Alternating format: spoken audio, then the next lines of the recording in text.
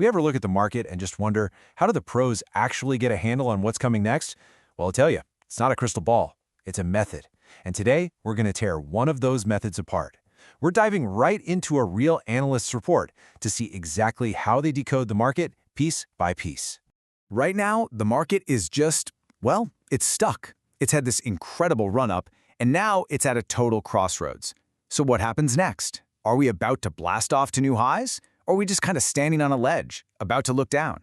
I mean, the stakes right now are just incredibly high. So to get some answers, we're going to follow the playbook of an analyst who actually calls themselves an anomaly hunter. And I love that.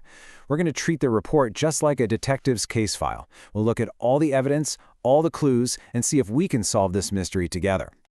Okay, first things first, let's set the scene. The market isn't falling apart, but it's not exactly ripping higher either. It's kind of just stuck. Our analyst has a great term for this, a structural plateau, basically a big pause. And right at the center of this whole thing is this number, 6,968. That's the SP 500 futures price we're looking at. It's just hanging out, right below a massive psychological level. And for our investigation, this is ground zero. Now this kind of pause, it's totally normal, healthy even. The market's just catching its breath after a huge sprint, but it leaves us with that million-dollar question. Is this the market coiling up like a spring for the next big jump, or is it showing us the first signs of weakness before a tumble? All right, to start answering that, our detective work kicks off with clue number 1, the economic weather. We got to check the macro forecast, right? See if the conditions are even right for this rally to keep going. And when it comes to the forecast, this is the number that matters most, 4.14%. That's the 10-year Treasury yield. And trust me, it has a huge say in pretty much everything that happens in the market. So why does this matter so much? Well, check out this analogy our analyst uses. They call it the governor. It's perfect. Think of it like a governor on an engine that keeps it from redlining. If this yield gets too high, it slams the brakes on stocks. But here's the key. The danger zone is 4.25%, and we're at 4.14%. We're below that critical level. So what does that mean? It's a green light. The fundamental backdrop is still good to go. All right, the economic picture looks good. So let's move on to clue number 2, follow the money. Who's buying and who's selling? Are the big dogs, the institutions, doing the same thing as the everyday traders? Because this is where things get really interesting. And yeah, we've got a major showdown happening. On one side, you've got the pros, the commercial hedgers. Think giant institutions. They're looking at these high prices and they're selling, locking in profits, playing it safe. But on the other side, you've got retail speculators who are pretty much all in, betting the house on an immediate breakout. This tension is a huge piece of the puzzle. When the so-called smart money starts getting cautious, you have to pay attention. So to dig a little deeper into what the crowd is doing, our analyst uses these two really clever tools. First up, something called the trash sensor.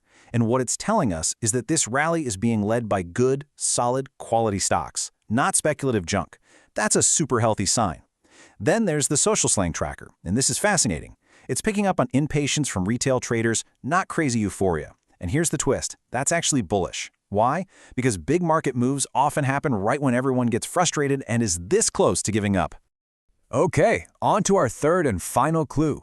This one is a bit more advanced. It comes from the options market.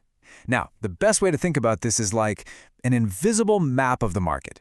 It shows you these hidden walls, support and resistance levels that most people have no idea are even there. And this table lays out that invisible map perfectly.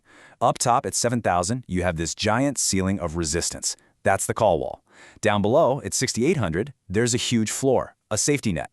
That's the put wall. And smack dab in the middle of that range, you have the most important level of all. That critical pivot point is 6,950. It's called the gamma flip level. Now don't worry about the name, here's all you need to know.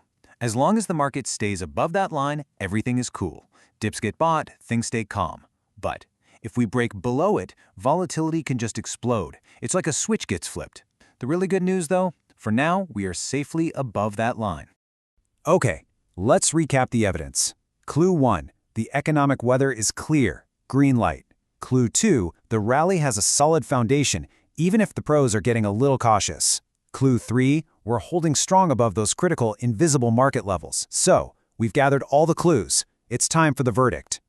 And boom, here it is. The analyst runs the numbers and the math points to a pretty clear conclusion. There is a 65% chance of an upside breakout. Compare that to just a 20% chance of a pullback. The data is leaning heavily in one direction. So, there you have it. Mystery solved. All the evidence, when you put it together, points to one thing. The most probable outcome is that this trend is going to continue higher.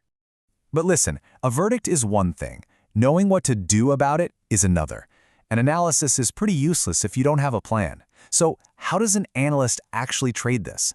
Well, they build a playbook with a couple of clear-cut strategies. Play number 1 is the straightforward breakout. It's simple. You wait for the price to close above that recent high of 69.86. If it does, you go long. You set your stop loss and you aim for that big psychological 7,100 level. Now, play number 2. This one is a little more clever, a little more cunning. This play actually anticipates a fake out, a quick dip meant to scare everyone out. So you wait for the price to drop, but then you watch to see if it violently reclaims that key 69.50 level we talked about. If it does, that's your signal to go long, because you just capitalized on a bear trap. So, that brings us to the big final question here. We've walked through this whole process, you've seen the hard data, the reading of crowd psychology, the strategic planning. What do you think?